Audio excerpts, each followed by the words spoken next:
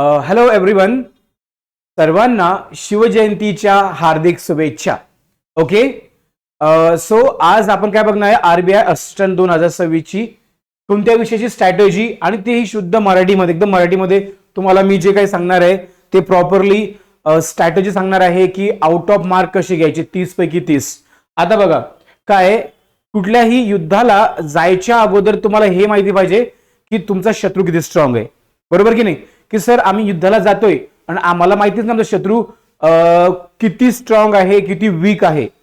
जर तुम्ही म्हणालात की सर आता तुम्ही अमेरिकेसोबत जर तुम्ही कुऱ्हाडीने किंवा कोयत्याने भाल्याने जर लढाई केली तर आपण जिंकणार आहे का? बट ऑब्विसली नाही जिंकणार आहे, नाही जिंकणार आहे. Okay, so what you up to date, तुम्हाला आज मी आरबीआय असिस्टंट इंग्लिश विषयामध्ये फक्त एवढी स्ट्रॅटेजी फॉलो करा आणि पैकीच्या पैकी मार्क्स मिळवा. आता बघा, तुम्हाला काय माहिती असणं गरजेचं आहे की सर आपला सिलेबस काय, कुठले कुठले टॉपिक फोकस करायचे, आपण पुढची नेक्स्ट 50 डेची स्ट्रॅटेजी अप्लाय करणार आहे.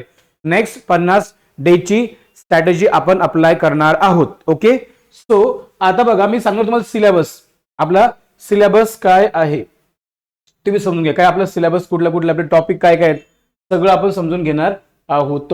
ओके, आता बघा इंग्लिश ग्रामर मध्ये हे टोटल 22 टॉपिक्स आहेत. किती आहेत टोटल इंग्लिश विषयामध्ये? आयबीपीएसच्या पॅटर्नला टोटल 22 टॉपिक आहेत.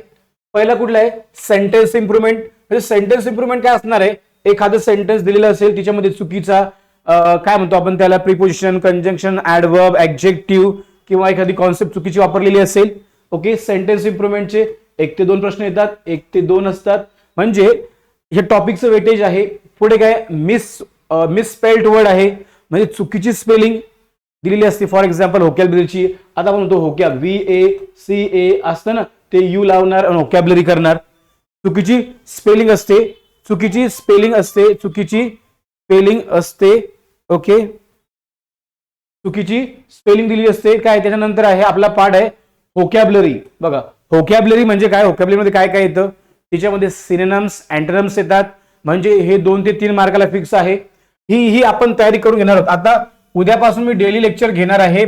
डे 1 50 डे, बघा 50 डे पैकी डे 1 आपण स्ट्रॅटेजी घेणार आहोत की कशी तुम्ही आउट ऑफ मार्क घ्यायचे. याचे आपण PYQ किंवा MCQ किंवा असे क्वेश्चन येऊ शकतात. या अनुषंगाने आपण प्रश्नांची तयारी करून घेऊ. मग काय, याच्यामध्ये 2 ते 3 मार्काला फिक्स आहे. हे आरसी मध्ये असतात आणि तिच्यावरती ते कॉम्प्रिहेन्शन बेसिस असतात की हा शब्द त्या ओळीमध्ये किंवा त्या पॅसेज मध्ये म्हणून काय वापरलेलं आहे.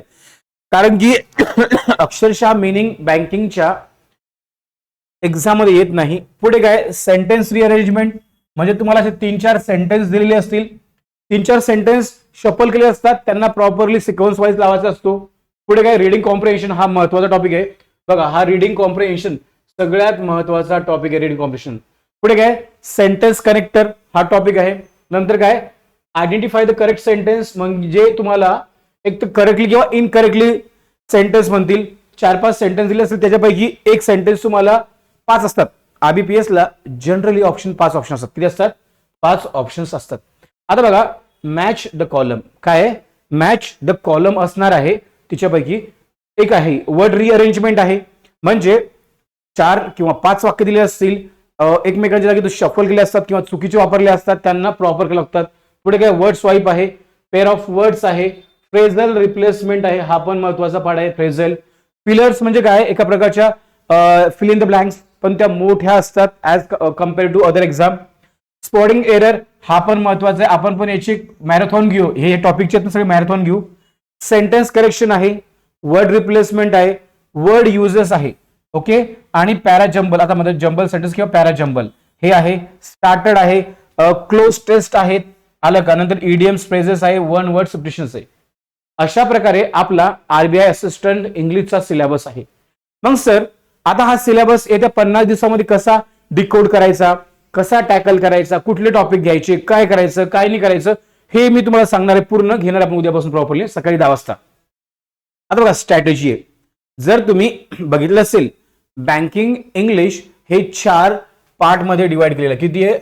4 पार्ट मध्ये डिवाइड केलेलं आहे. Grammar, vocabulary, reading and skimming. Skimming म्हणजे काय, हा एक वर्ड तुम्ही बघितला असेल किंवा तुम्हाला माहिती असेल. स्किमिंग म्हणजे काय, वरच्यावर वाचणे किंवा की पॉइंट्स वाचणे, की पॉइंट्स किंवा महत्वाचे मुद्दे वाचणे, की पॉइंट्स आणि प्रॅक्टिस.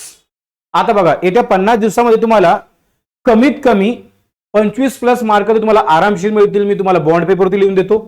ओके. तर ग्रामर आपल्याला बेसिक म्हणजे खूप डीप मध्ये शिकायचं नाही sir. Noun, pronoun, adjective, adverb हे सर्व काय आपल्याला शिकायचं नाही. आपल्याला मेन पॉइंट शिकायचे आहेत. ओके. आता पुढे काय असणार आहे, पुढे बघा ग्रामरमध्ये कोणकोणते तुम्हाला टॉपिक कव्हर करायचे आहेत. एक करायचं आहे तुम्हाला एरर डिटेक्शन कव्हर करायचं आहे. बरोबर, एरर डिटेक्शन करायचं आहे. एरर्स कशावरती बेसिस असतात, मग एररचे कधी प्रिपोजिशन चुकीचा वापरला जातो, since, for, besides, between, among हे 2 वर्ड्स वगैरे असतात. कंजंक्शन चुकीचा वापरलेला असतो. नायदर, नॉर, ईदरच्या वाक्यामध्ये हेल्पिंग वर्ब सिंग्युलर येतो. आर्टिकल आहे, आर्टिकल चुकीचा वापरला जातो. नंतर काय वर्ब चुकीचा वापरला जातो किंवा टेन्स मध्ये वर्ब चुकीचे असतात किंवा टेन्स चुकीचा वापरला जातो. पुढे बघा काय कंडिशनल सेंटेन्सेस आहेत, नाऊन आहेत, आलं का, प्रोनाऊन आहेत. बघा प्रोनाऊन आहेत त्याची पण चुकीचा यूज होतो. वर्ब्स मध्ये मॉडल वर्ब्स आहेत आणि ऍडव्हान्स वर्ब्स आहेत. ऐकलं का, वर्ब्स म्हणजे काय आहेत बघा, एक स्लोली, तुम्हाला माहिती एक फास्ट ऍडवर्ब आहे किंवा ऍक्च्युली बघा एक फास्ट आहे ना, हा ऍडवर्ब पण आहे आणि ऍडजेक्टिव्ह पण आहे. पण याला कधीच एलवाय लागत नाही ग्रॅमॅटिकली. आपण फास्टली चुकीचा वापरतात. ओके. नंतर ऍक्टिव्हाइज, पॅसिव्हाइज हे टॉपिक्स आहेत.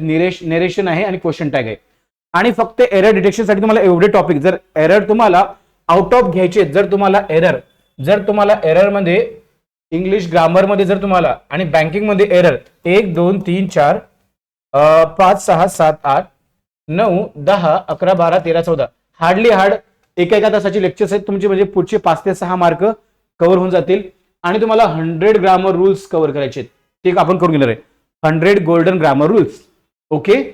पुढे बघा काय असणार आहे, व्होकॅब्युलरी मी तुम्हाला कमीत कमी व्होकॅब्युलरी मी तुमची 1,500 ते 2,000 व्होकॅब्युलरी करून घेणार आहे. 1,500 ते 2,000 व्होकॅब्युलरी, 1,500 ते 2,000 व्होकॅब्युलरी कव्हर करून घेणार आहे. पुढे काय त्याच्यामध्ये सिनोनिम्स असतील, अँटोनिम्स असतील, एडिटोरियल्स आहेत, रूट वर्ड्स आहेत. रूट्स वर्ड्स मार्फत आपण शिकून घेऊ. पुढे काय इडियम्स, फ्रेजेस आणि फ्रेझल वर्ब याचं पण चांगलं वेटेज आहे. जर तुम्ही बघितलं असेल एक्झाम मध्ये याचं पण चांगलं वेटेज आहे. पुढे बघा जर सर ऍक्च्युली बँकिंग इंग्लिश मध्ये सगळ्यात मोठा रोल प्ले करतो रीडिंग आणि अंडरस्टँडिंग. म्हणजे जे तुम्ही वाचता ते तुम्हाला समजायला पाहिजे. काय रीडिंग आणि अंडरस्टँडिंग. रीडिंगच नाही सर मी वाचतोय मला काही समजतच नाहीये, मग त्याचा काही फायदाच नाहीये. ओके. मग न्यूजपेपर कुठले वाचायचे, न्यूजपेपरमध्ये कोणकोणते न्यूजपेपर आहे, टाइम्स ऑफ इंडिया आहे, इंडियन एक्सप्रेस आहे, द हिंदू आहे, नॉवेल्स किंवा बुक्स. अशा प्रकारे तुम्हाला सगळ्या गोष्टी प्रॉपरली कव्हर करायच्या आहेत. सो अजून एक आहे प्रॅक्टिस काय करायचं तुम्हाला, PYQ मधून करायची किंवा MCQ टाईप मध्ये. आता ऑली बोर्ड आहे, टेक्स्ट बुक आहे किंवा आपण म्हणतो अड्डा 24/7 आहे. याच्या तुम्ही जर डेली क्विजेस असतात रोज पडतात त्याही सॉल्व्ह केल्या विथ कॉन्सेप्ट तर तुम्हाला 100% फायदा होणार आहे म्हणजे आहे. ओके. येस. सो आपण उद्यापासून सकाळी 10 वाजता भेटणार आहोत 50 दिवसाची स्ट्रॅटेजी RBI साठी. ओके.